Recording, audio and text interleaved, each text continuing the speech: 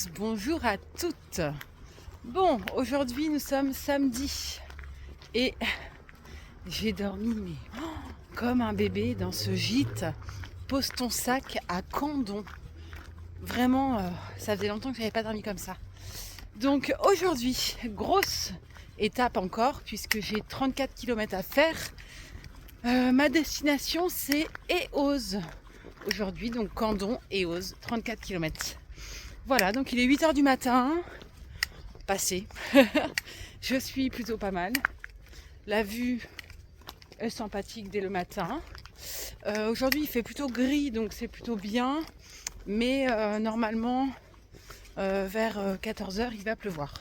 Bon, ça fait longtemps qu'il n'a pas plu. Ça va faire du bien à la nature comme à moi. Ça me dérange pas. Donc, c'est parti. On y va. Voilà, petite vue sympathique. Allez, on est en forme pour 34 km. Alors hier, j'ai demandé à mes hébergeurs de gîte quels étaient les vins principaux ici dans le Gers. Et ils m'ont répondu le Côte de Gascogne. Voilà, donc pourtant à table, ils nous ont servi du merlot. Je pensais que le merlot, c'était plutôt à Bordeaux. Mais bon, les cépages peuvent pousser partout finalement, c'est pas que dans une région ou un département. Donc voilà, Côte de Gascogne. Il me semble que j'en ai déjà bu dans le passé, parce que j'aime bien boire du vin de temps en temps. Je trouve ça bon avec un petit bout de fromage. Le soleil a l'air d'être derrière, mais derrière les nuages. Bon, on continue sur la route. Il est assez bizarre ce matin, le temps. C'est gris, c'est un peu sombre, comme si la nuit allait tomber. C'est un peu bizarre, contrairement aux autres matins. Bon, en tout cas, j'ai rejoint un petit chemin. Il y a aussi des pierres. Voilà, c'est agréable. Ah, des vignes. Toujours des vignes. C'est une belle vue, ça aussi. C'est agréable. Mais bon, faut pas trop abuser du vin. Ça peut donner mal à la tête, faut faire attention. Une fois de temps en temps, ça fait pas de mal. Et il paraît que le vin rouge, donc il y a du tanin dedans, et le tanin retarderait le vieillissement de la peau. Donc il serait conseillé de boire du vin rouge de temps en temps. C'est très bon pour le corps. Bon, et bien apparemment je vais traverser encore un très joli village de France classé. Voilà. Je ne sais pas lequel c'est. Et je vais regarder sur ma carte, parce que aucune idée, je ne sais pas où je suis. Bon, et bien finalement, je ne traverse pas l'un des plus beaux villages de France. D'ailleurs, je n'allais pas du tout dans la bonne direction. Je me suis dit, tiens, un beau village de France, bon ben on va forcément passer par là. Pas du tout. Donc, me voilà de nouveau dans les petits chemins. Voilà, avec un temps toujours aussi gris. Mais ça va, il fait bon, il fait même limite chaud je trouve. Mais bon, ça va, on est bien. Petit lac. Allez, on continue. Ouais. Je suis dans la forêt. Toujours aussi apaisant. Je viens de faire une petite pause de 5 minutes et les oiseaux étaient présents. C'est super agréable. J'adore le matin parce que tout se réveille calmement, doucement.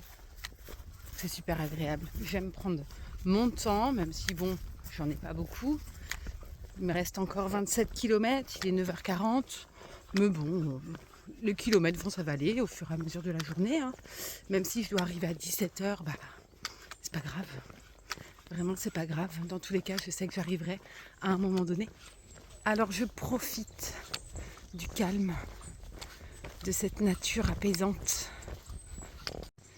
Petit pont de pierre, on n'en voit pas beaucoup sur le chemin, avec la rivière qui passe en dessous. J'ai envie d'aller voir de l'autre côté, qu'est-ce qu'il y a de l'autre côté. L'eau. Et j'entends une petite cascade, ça doit être par là. Bon, on voit pas, c'est là. Moi c'est tout petit. Allez, on continue. C'est fort agréable. Voilà, on continue sur le chemin. Ce matin, on reste dans la forêt. Bon, c'est dommage qu'il n'y ait pas le soleil parce que le matin dans une forêt avec le soleil qui perce, c'est tellement magnifique. Mais bon, on ne peut pas tout avoir tous les jours. Petite vue sur la plaine et toujours dans les vignes. Bon, dans le Gers, il n'y a vraiment rien qui est fait pour nous, les randonneurs, sur le chemin de Compostelle.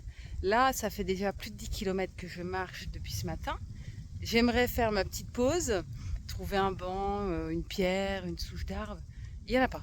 Donc, j'ai trouvé un talus où je serai plutôt assise.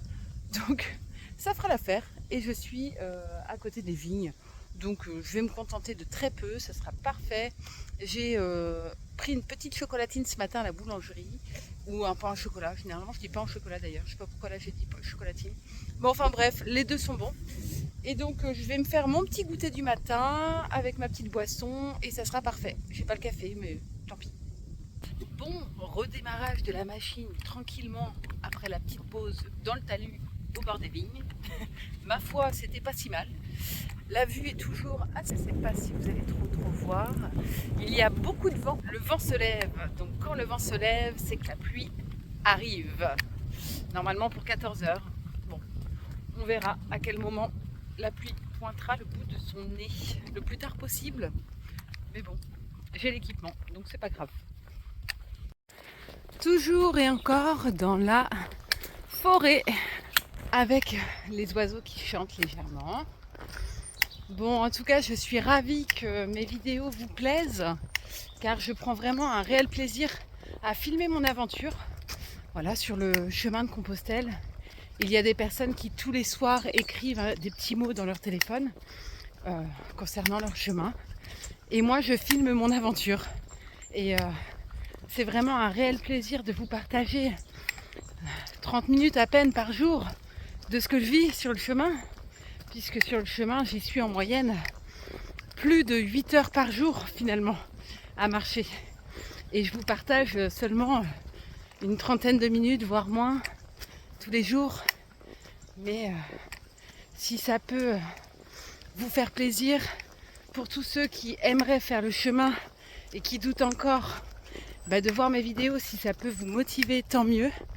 Et pour tous ceux qui ne peuvent pas faire un bout de chemin parce que leur santé ne leur permette pas, et je suis ravie que mes vidéos puissent vous plaire et vous faire voyager quelque peu. Voilà. Merci à tous. Mais pas à demain, hein. On continue la journée. Hein. Il n'est pas midi encore. Mais que vois-je? Ah bah alors là, Montréal. Je suis arrivée à Montréal. Et c'est pas Montréal du Canada, hein. Absolument pas. En France, on a aussi un Montréal du Gers. Voilà, me voici arrivée. Pas destination, mais première étape. Alors effectivement, ici, c'est bien des cépages d'Armagnac. Comme me disait tout à l'heure l'un d'entre vous sur la chaîne YouTube en commentaire. Armagnac Zago. Bon, je vais pas aller au château d'Armagnac boire de l'Armagnac. Hein. Je suis pas venue pour ça. Je sais même pas quel goût ça a l'Armagnac. Je me demande si c'est pas un digestif l'Armagnac, ou alors un alcool pour aromatiser certaines pâtisseries. Je sais pas. Je sèche. Bon, apparemment au sol, Saint-Jacques-de-Compostelle est toujours indiqué. Voilà, ça continue, les petits marquages au sol. Hein. Vous voyez mes pieds? Ça continue. Moi, je pensais que c'était que au Puy-en-Velay où il y avait des marquages au sol pour nous indiquer la direction. Et en fait, c'est lorsque j'étais à Lectoure, la personne qui s'occupait du gîte m'a dit « Mais vous n'avez pas vu les marquages au sol? Il y en a partout, dans toute la rue. » Ah, j'ai dit non, moi je regarde les panneaux, je regarde les indications rouges et blanches sur les poteaux. Elle me dit oui, vous êtes tous pareils, vous regardez pas le sol. Ah, je dis non. Et au final, il y en a partout. Donc je pense que depuis que je suis partie du Puy-en-Velay, ça a toujours continué dans toutes les villes, mais on ne les voyait pas en fait. Voilà, c'était une aparté. Voilà, nous, on suit ce genre de marquage. Donc sur les gouttières, sur les panneaux. Enfin, il y en a un peu partout finalement, sur tout le long du chemin. Donc on a juste à regarder à hauteur de nos yeux en fait, et pas le sol. Je crois que j'arrive au petit centre-ville de Montréal du Gers. Enfin, s'il y en a un, je pense qu'il doit être là. Alors, Montréal du Gers, c'est aussi sous des arcanes. C'est mignon tout plein. Avec une petite place. Je vais essayer d'aller voir la place. Voilà. Fort sympathique.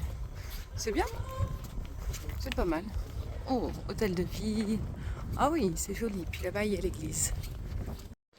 Bon, allez, c'est parti. Il est 12h30. J'ai mangé, j'ai bu un petit café. Et là, il me reste 17 km et demi. Donc, je peux vous dire que là, bah, faut y aller là. 17 km et demi, c'est 4 heures. 4h30 peut-être. Bon, ben c'est parti. Et comme c'est la première fois que je traversais une ville, Montréal, en France, j'ai voulu mon petit tampon sur ma crédentiale. Alors là où j'ai pris mon café, j'ai demandé s'ils avaient le tampon et ils avaient le tampon. Donc trop contente, j'ai mon tampon Montréal, Gers et pas canadien. Un jour j'ai mon Canada. Alors je vais accrocher correctement ma casquette parce que là le vent il souffle et j'ai pas envie de perdre ma casquette. Bon, sur mon chemin, j'ai rencontré des pèlerins qui normalement devaient aller aussi à la même destination que moi, c'est-à-dire Eauze. Et comme ils ont vu qu'il allait pleuvoir peut-être 4 heures d'affilée, ils se sont dit « Oh non, non, on va rester à Montréal du Gers, on ne veut pas prendre la pluie. » Non mais... on est des pèlerins, des randonneurs. La pluie, ça mouille, mais quand on est équipé, elle mouille pas la pluie, on a l'équipement pour. Ah, je vous jure. Bon, je rigolerai peut-être moins tout à l'heure lorsque je vais me prendre la pluie, mais en soi, je me voyais pas, moi, me dire non, mais j'arrête là. Il va pleuvoir, j'arrête là. Certainement pas. Moi, je continue mon chemin jusqu'à la destination, qu'il pleuve ou pas. Il n'y a que quand il y a de l'orage. Là, je ferais pas ma maline s'il y avait de l'orage, parce que les bâtons, c'est conducteur, et les bâtons, j'en ai besoin. Donc, non, la pluie, ça mouille, mais ça fait pas de mal. Donc, on continue, et pour l'instant, le soleil est là. Bon, me voilà reparti dans la nature, et je vois que, vous avez vu la luminosité, ça change tout. Lorsque le soleil est là, c'est beau, ça éclaire les feuilles des arbres, et ça fait une belle lumière. C'est super chouette. Tiens, il y a une branche qui est tombée par terre apparemment. Allez, c'est parti. Et j'ai croisé une pèlerine là à Montréal tout à l'heure, une autre, que j'avais rencontrée quand j'étais à Conques. Et elle me dit, mais t'as fait tout ce chemin à pied? Je dis, bah oui. Enfin, j'ai même trouvé la question bête en fait, parce que bah, je fais le chemin de Compostelle, donc je suis à pied en fait. Elle me dit, ah bah non, moi j'ai pas tout fait à pied. Je dis, ah bon? Elle me dit, non, Cahors, à Moissac. Et là, je me suis dit, bah, ok, ok. Alors, moi, j'ai rien contre les gens qui font le chemin de Compostelle en voiture. En fait, on fait le chemin de Compostelle comme on veut. Mais quand on entreprend de faire le chemin de Compostelle à pied, c'est que on suit les traces des anciens pèlerins qui ont fait ce chemin à pied, qui ont fait leur cheminement. Et moi, je suis tout à fait ok sur le fait de devoir faire du stop à un moment donné, parce qu'on n'en peut plus, notre corps il peut plus avancer, parce qu'on est blessé, il n'y a aucun souci avec ça. Mais de se dire, bon, bah, de telle étape à telle étape, je vais faire du stop, j'ai pas envie. J'ai juste pas envie de marcher, donc... Enfin, c'est pas du tout dans mes valeurs. Moi, je fais vraiment le chemin en marchant. Je passe dans les pas de tous les pèlerins qui ont pris ce chemin. Tant que mon corps est ok, j'avance. Si un jour je suis blessée et que je ne peux plus avancer, bien sûr je ferai du stop. Mais à aucun moment je vais me dire, oh là, j'ai la flemme, oh je vais faire du stop, comme ça cette étape-là, je la ferai pas à pied. Non, à aucun moment. Je préfère faire moins de kilomètres, avancer quand même, moins rapidement, tant pis, que d'aller à la facilité et de me dire oh je vais en voiture. Voilà. Après, bien sûr, hein, c'est pas un jugement, c'est juste que le chemin de Compostelle, c'est un grand chemin qui est rempli de valeurs. Et si on entreprend de faire le chemin à pied, c'est parce qu'on a envie de cheminer, c'est parce qu'on veut avancer. Après, il n'y a pas de règles. C'est sûr, il n'y a pas de règles. Mais, là, du coup, j'ai pas compris. Voilà, après, peut-être que j'ai un esprit jugeant aussi, c'est possible. Hein. Mais c'est vrai que c'est pas dans mes valeurs. De me dire, bon, ben là, j'en ai marre. Toute cette étape-là, parce que toute l'étape Cahors à Moissac, c'est là où moi, je suis passée par Montcuq, du Fort La Capelette, Flamarens, Moissac, quoi d'autre, Le Tour, enfin, Condom, hier. Enfin, j'en ai vécu plein des choses et j'ai vu des choses super chouettes. Je me dis, mais quel dommage pour eux, pour elles, quel dommage. Enfin bon, après, chacun son chemin. Le principal, c'est que tout le monde y trouve son compte. Et moi, j'y trouve mon compte à marcher, prendre mon temps et marcher. Voilà, tant que mon corps me le permet. Bien sûr, si demain je dois faire du stop parce que je me suis fait mal, je ferai du stop, bien évidemment, pour aller au point de destination. Mais bref, c'était une aparté. Je suis sur mon chemin et j'avance. C'était une aparté entre les pèlerins qui s'arrêtent parce qu'il va pleuvoir et les pèlerins qui sautent des étapes parce qu'ils ont la flemme. Voilà, ça existe aussi sur le chemin. Chacun fait son chemin comme il le souhaite. Mais moi, je veux vraiment être dans la peau d'une vraie pèlerine. Et j'y vais, quoi. J'y vais tant que c'est possible. J'y vais et j'avance. Tout ça pour dire que le chemin de Compostelle, il se vit, il se ressent à chaque pas que l'on fait. Et peu importe la manière dont on réalise le chemin de Compostelle, quelle portion on fait aussi, que ça soit sur 3 jours, 1 semaine, 2 semaines, 3 semaines, 1 mois, peu importe, qu'on le fasse en une fois ou qu'on fasse 1 semaine par an ou qu'on l'on fasse 2 semaines tous les 3 ans, enfin, ou qu'on revienne tous les 10 ans là où on s'était arrêté avant, peu importe, qu'on le fasse en voiture également pour toutes les personnes qui n'ont pas la possibilité de le faire en marchant, peu importe la façon dont on réalise le chemin de Compostelle, dans tous les cas, il se vit, vraiment, il se vit à chaque village que l'on traverse, chaque difficulté que l'on vit sur le chemin. Tout est important. Et on n'est pas tous égaux, on n'a pas tous les mêmes valeurs. J'en ai bien conscience. Et c'est ainsi. Et voilà, moi je continue mon chemin. Je vais avaler chaque kilomètre après chaque kilomètre. J'espère ne jamais avoir besoin à faire du stop. Peut-être que ça m'arrivera ou pas, je ne sais pas. Mais en tout cas, je ne sauterai jamais une étape parce que j'ai la flemme. Ça, jamais. Ça fait pas partie de moi. Jamais, jamais, jamais. Voilà. Et si je dois m'arrêter parce que mon corps a décidé que c'était comme ça, j'arrêterai et je reviendrai là où je me serais arrêtée pour continuer l'année d'après ou je ne sais. Voilà, ça c'est ma philosophie et beaucoup de gens ont cette philosophie-là et un grand respect à tous ceux qui ont les vraies valeurs du chemin de Compostelle. Après, on ne vient pas sur le chemin de Compostelle pour rien non plus. On a des choses à apprendre, des choses à faire évoluer, des choses à faire cheminer, des choses à libérer ou pas.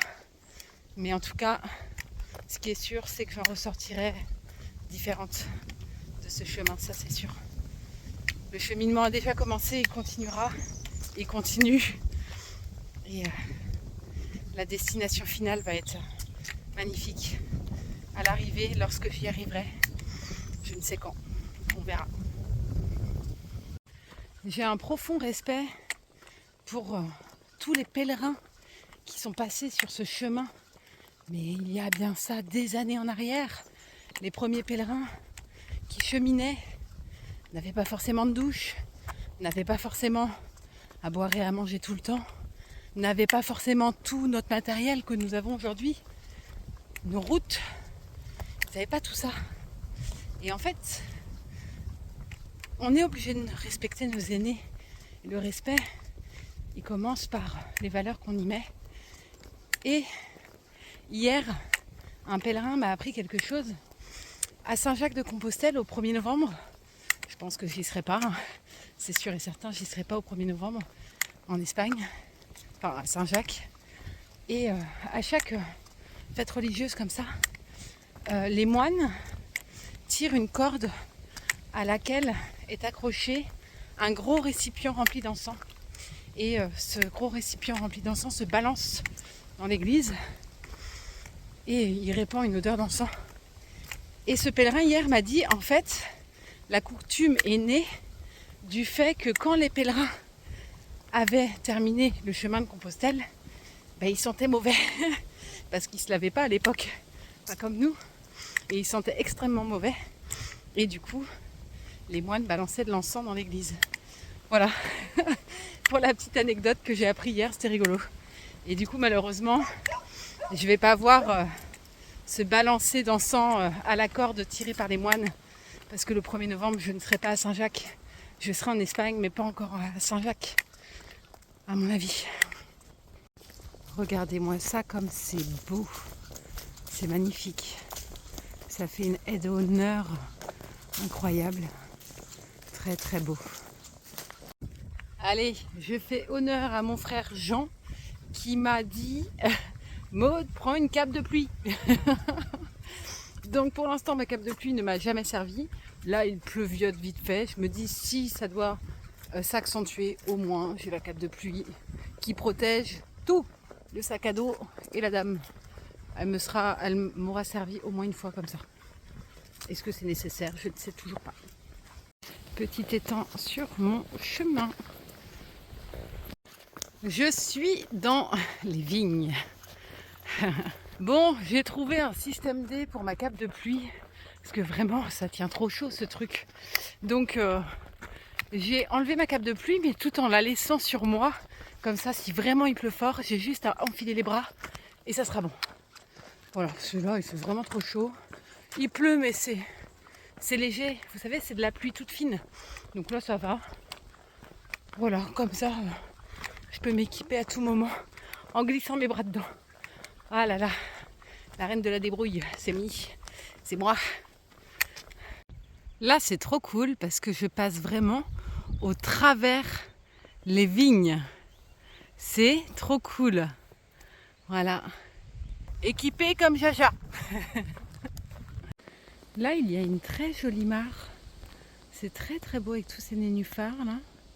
Très joli. Et un joli petit jardin avec de belles... Ah non, c'est pas des roses. Enfin si, peut-être, remarque. C'était peut-être des roses. Allez. Collioure. Hein, on fleure. Bon, je connais pas. Allez, on continue. Je suis en train de me faire brumiser par le ciel. Mais vraiment, c'est le même effet lorsqu'on prend une bombe de brumisateur l'été. Parce qu'il fait chaud. Et je suis en train de me prendre la même chose sur le corps. Et en fait, ça fait du bien. Ça refroidit légèrement. Ça fait vraiment du bien parce qu'il fait chaud. J'ai l'impression de rentrer dans une grande propriété. Comme si j'allais rentrer dans un château. Mais pourtant, c'est bien le bon chemin. En tous les cas, il est 14h30. Il me reste 9 km. Alors, il y a du vent. Alors, j'espère que vous allez bien m'entendre. En fait, il y a du vent, mais il fait chaud. Voilà, je suis en manche courte encore. Il fait pas froid du tout. Alors, je sais pas quel temps il fait chez vous.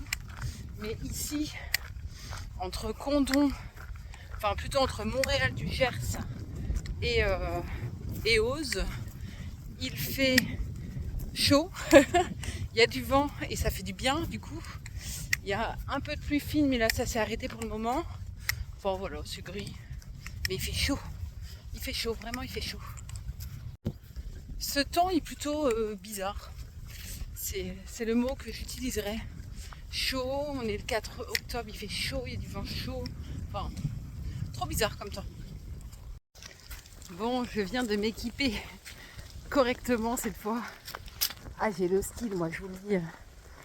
Et du coup, je me suis arrêtée juste une maison qui proposait des gâteaux, des boissons, enfin plein de trucs. Du coup, c'était trop cool. Il y avait d'autres pèlerines aussi. Et au moment où on faisait la petite pause, un déluge est tombé.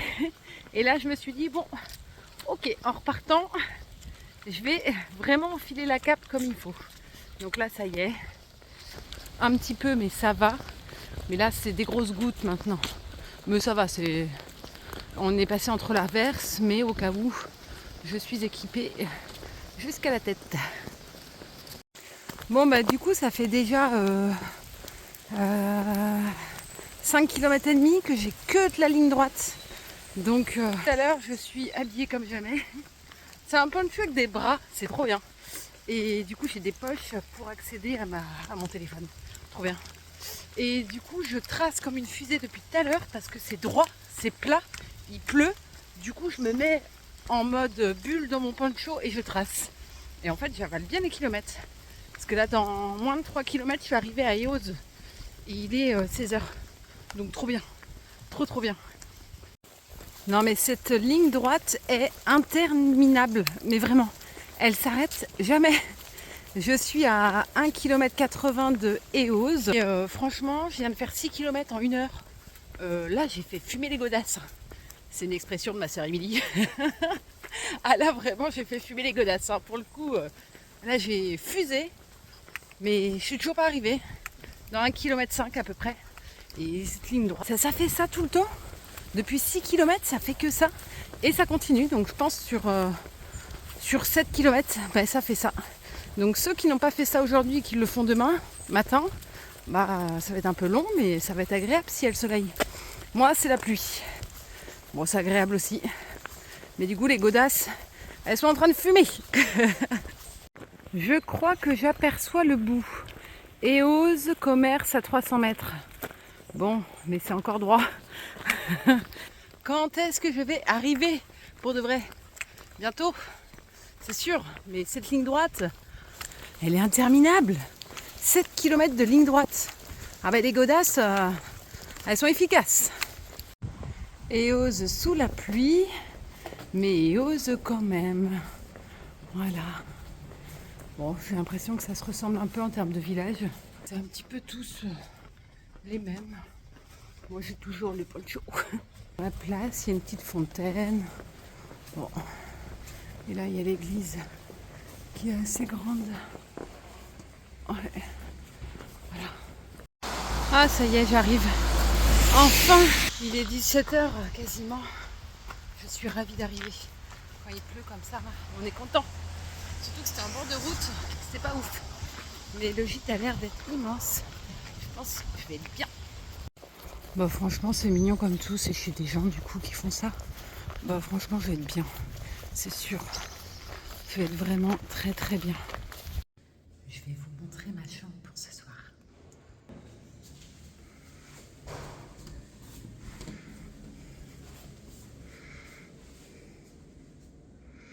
Le top du top. Je suis la seule pèlerine ce soir dans ce gîte. Du coup, j'ai une chambre solo. De ouf, trop bien. Et une salle de bain, moi toute seule aussi. Donc, franchement, je suis aux petits oignons. Mais quelle soirée à Eauze! Fais une pause à Eauze. Ce gîte est juste incroyable. Gilles et Claire m'ont reçu vraiment. Vraiment, Gilles, c'est quelqu'un qui a fait le chemin de Compostelle. Claire, c'est quelqu'un qui a été présente pour Gilles pendant tout son périple sur Compostelle. Ça a été des discussions, mais tellement poignantes, fortes. C'est la première fois que sur Saint-Jacques-de-Compostelle, sur mon chemin de Compostelle, sur le chemin de Compostelle, que je vais me coucher aussi tard.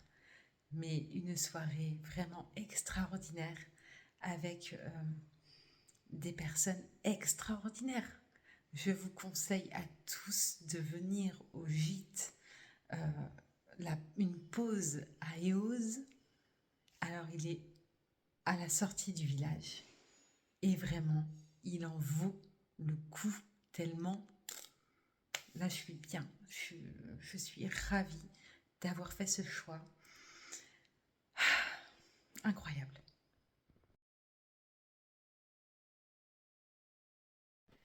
Maintenant, il ne me reste plus qu'à de nouveau soigner une ampoule. Et sur ces bonnes paroles, je vous remercie à tous pour vos visionnages, vos commentaires que j'attends toujours avec impatience. Et je vous dis à demain!